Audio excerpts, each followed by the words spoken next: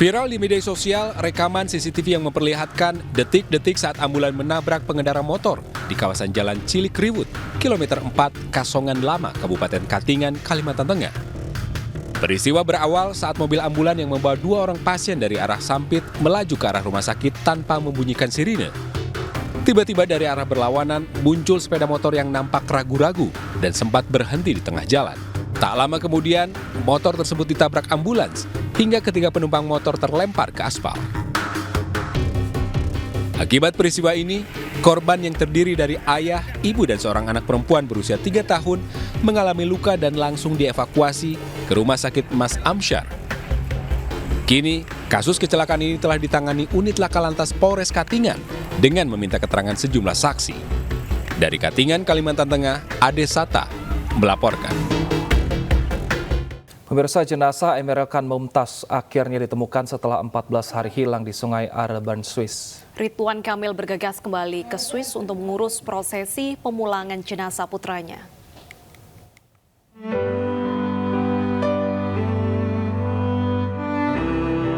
Emeril Khan Mumtaz dinyatakan hilang saat berenang di Sungai Air Swiss tanggal 26 Mei 2022 bersama adik dan kawannya. Eril terseret arus deras saat akan naik ke permukaan. Selama 10 hari Ridwan Kamil dan keluarga bertahan di Bern untuk memantau pencarian. Kang Emil bahkan sempat turun menyusuri sungai mencari keberadaan putranya. Namun pencarian belum membuahkan hasil. Ridwan Kamil dan keluarga memutuskan untuk bertolak kembali ke Indonesia.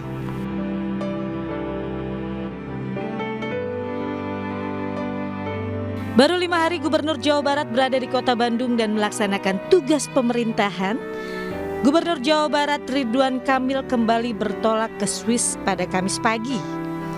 Ia mengajukan cuti selama 10 hari setelah mendapatkan kabar jenazah putranya ditemukan di pintu air bendungan Engelhalt, Swiss pada Rabu 8 Juni pukul 6.50 waktu setempat.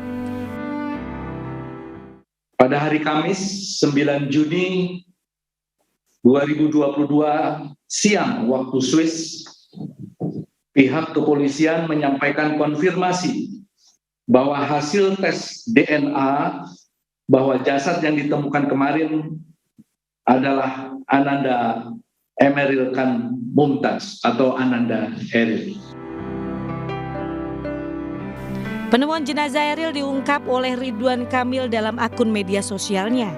Selain ucapan syukur kepada Allah, RK juga menuliskan jadwal kepulangan jenazah ke tanah air. Rencananya jenazah Eril akan kembali ke tanah air pada hari Minggu, sementara prosesi pemakaman akan dilakukan pada hari Senin. RK juga berterima kasih kepada pihak KBRI Swiss dan kepolisian serta pemerintahan Bern atas kerja keras dalam pencarian Eril. Sementara itu Pemprov Jawa Barat akan mempersiapkan segala sesuatunya untuk kepulangan jenazah Eril dari Swiss. Sang ibunda Atalia rencananya akan menjemput jenazah Eril di Bandara Soekarno-Hatta. Dari Bandung, Jawa Barat, tim liputan iNews melaporkan. Pemirsa, kita akan menuju ke Gedung Pakuan Bandung, Jawa Barat bersama rekan Desi Juliani. Selamat siang Desi, apakah pihak keluarga sudah memberikan informasi terkait lokasi Eril akan dikebumikan? Ya, selamat siang Deta dan pemirsa. Hingga saat ini kami masih menunggu informasi resmi yang diberikan baik itu oleh pihak keluarga maupun juga oleh juru bicara pemerintah Provinsi Jawa Barat. Sejak dari pantauan kami pagi tadi, pihak Pemprov Jawa Barat tadi sempat mengeluarkan informasi bahwa nanti sekitar di antara pukul 10 sampai dengan 11 akan ada pernyataan terkait dengan persiapan kepulangan jenazah Eril ke Indonesia.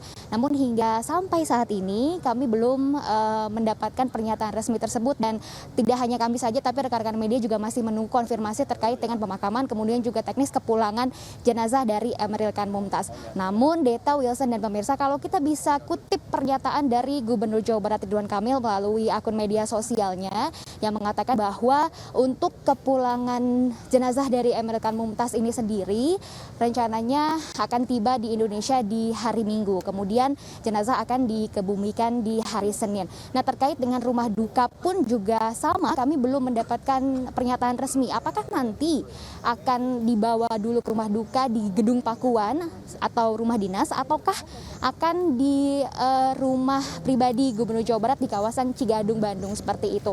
Kemudian juga yang masih jadi pertanyaan besar di sini adalah terkait dengan persiapan, kemudian juga terkait dengan lokasi pemakaman akan dimakamkan di mana. Nah, sementara untuk situasi terkini di Gedung Pakuan atau di rumah dinas Gubernur Jawa Barat Ridwan Kamil sendiri, dari pantauan kami sejak tadi pagi ini semakin banyak masyarakat datang untuk bertakziah karena memang setelah kepulangan dari Gubernur Jawa Barat Ridwan Kamil dan juga istri Atalia Praratya ke Indonesia, digelar pengajian dimulai dari hari Sabtu pekan lalu, dan memang awalnya pengajian ini dilangsungkan secara tertutup, namun karena memang banyak sekali masyarakat yang datang ke Gedung Pakuan ingin menyampaikan rasa belasungkawa langsung kepada keluarga besar Gubernur Jawa Barat, sehingga untuk takziah bagi masyarakat umum ini diperbolehkan. Namun bedanya di sini adalah tidak dibolehkan atau tidak berkenan untuk bertemu langsung, melainkan juga mengucapkan doa lewat secari kertas yang berada di salah satu ruangan di Gedung Pakuan.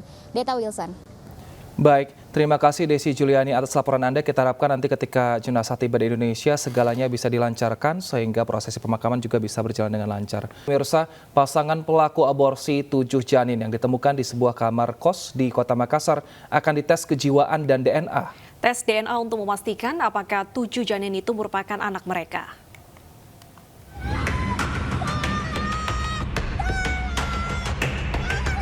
Perempuan yang berteriak histeris ini berinisial NM, usia 29 tahun yang merupakan pelaku aborsi 7 janin yang ditemukan di kos Kota Makassar. Penangkapan terjadi saat pelaku pulang kerja di Konawe Utara, Sulawesi Tenggara. Meski berteriak histeris saat polisi menghampirinya, polisi tetap tegas untuk membawa tersangka. Setelah merampungkan penangkapan tersangka NM pada dini hari, akhirnya tiba di Mapolrestabes Makassar. Tersangka kemudian langsung dibawa masuk oleh penyidik Satreskrim untuk dilakukan proses pemeriksaan lanjutan terkait kasusnya.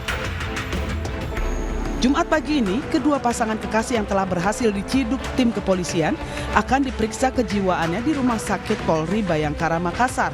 Usai dilakukan tes kejiwaan, polisi juga akan melakukan tes DNA terhadap kedua tersangka.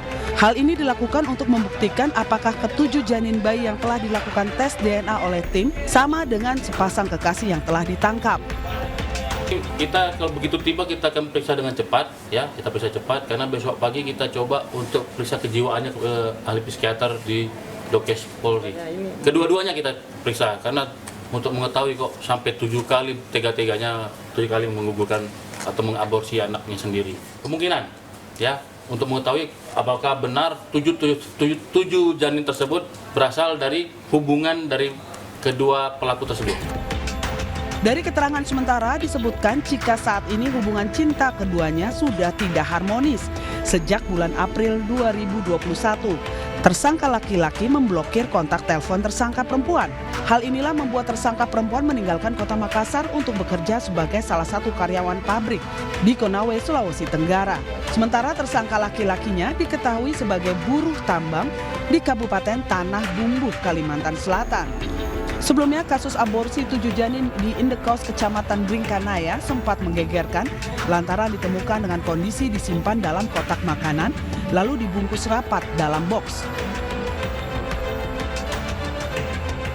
Dari Makassar, Leo Muhammad Nur, iNews melaporkan.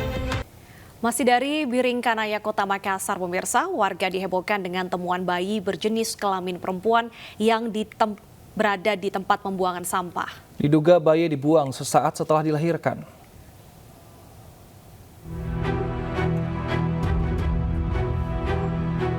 Bayi berjenis kelamin perempuan ditemukan warga di tempat pembuangan sampah, langsung dievakuasi ke rumah sakit oleh kepolisian Polsek Biringkanaya, Kota Makassar. Awalnya warga mengira sang bayi sudah dalam keadaan meninggal. Namun ternyata kondisi sang bayi hanya lemas dan bayi pun dirawat intensif dan diketahui lahir prematur. Dan itu terdapat tempat pembuangan sampah. Oh, di tempat sampah ditemukan ini ya? Ya, betul sekali. Jenis kelaminnya sendiri, Komandan? Untuk jenis kelaminnya kita sudah lakukan pemeriksaan, ya perempuan. Perempuan. Ada informasi tidak di TKP kecurigaan lain terkait temuan bayi ini, Pak? Untuk sementara kita masih dalami, kita masih lakukan. Bayi perempuan ini dibuang setelah dilahirkan. Pasalnya petugas melihat kondisi bayi yang masih lengkap dengan tali pusar, serta adanya bercak darah yang masih basah. Kini polisi masih melakukan penyelidikan terkait temuan bayi perempuan berdasarkan keterangan sejumlah saksi mata. Dari Makassar, Sulawesi Selatan, Muhammad Nurbone, iNews melaporkan.